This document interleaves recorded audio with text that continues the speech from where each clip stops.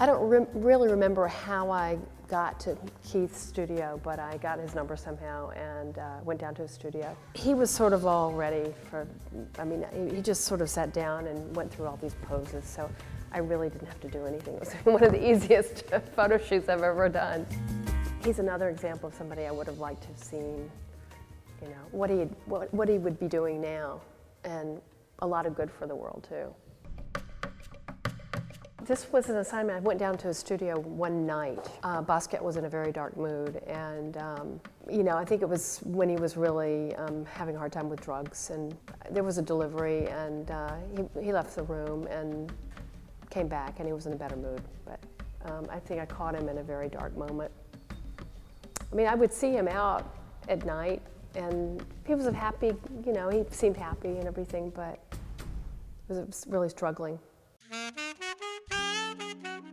You're seeing a selection of my portraits from the 1980s art world. I've photographed from basically starting in 1981 and finishing in the early 1990s. I was in my 20s, and you know, when you're in your 20s, you don't really think about, like, I was just trying to get into people's studios. That was really my thing. I was like, how am I going to get Mapplethorpe? You know, how am I going to get his phone number, and how am I going to let him photograph me?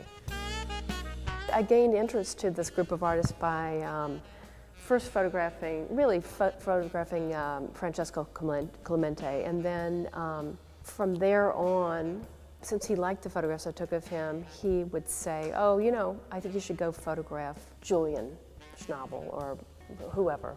And then from there, I would, you know, get access to another person, meaning a phone number that I would call up and say, could I photograph you? I became friends, and I became an okay person. You know, I was trusted. I think everybody was happy to be photographed. It was very, you know, I came in, I didn't have an assistant. I was pretty unassuming. I always told them I wouldn't take a long time. It would be, you know, I won't take up much of your time, be in and out.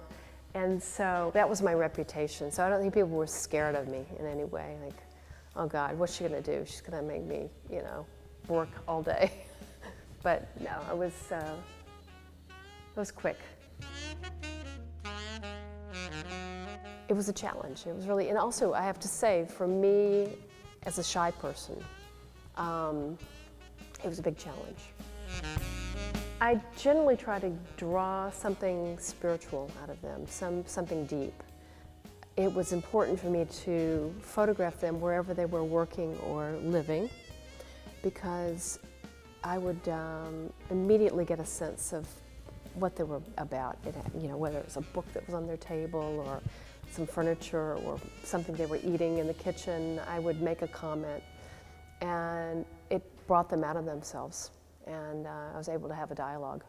But keep talking. That's what I always did. I kept talking, because that way they wouldn't be too self-conscious.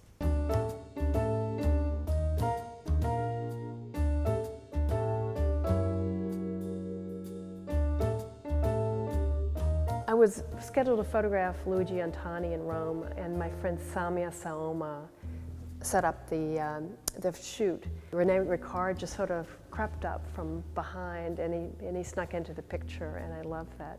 René just died this year, so it's really especially nice to see this picture again.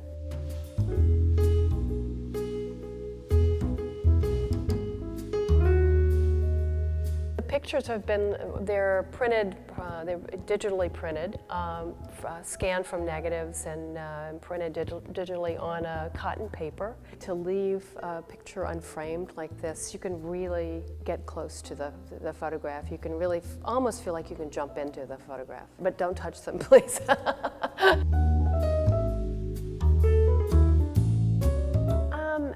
I'm not really nostalgic. I'm sorry that some of them aren't with us anymore. I would have liked to have seen what they would have done. It's really different. I think it's a lot more pressured. It's a lot more money-oriented. But it is what it is, and I think there's still people out there being creative and, you know, working out a way to make it happen in New York for them. But I'm not nostalgic. You know, I'm happy I'm still working and, you know, I have a family now. I'm really happy.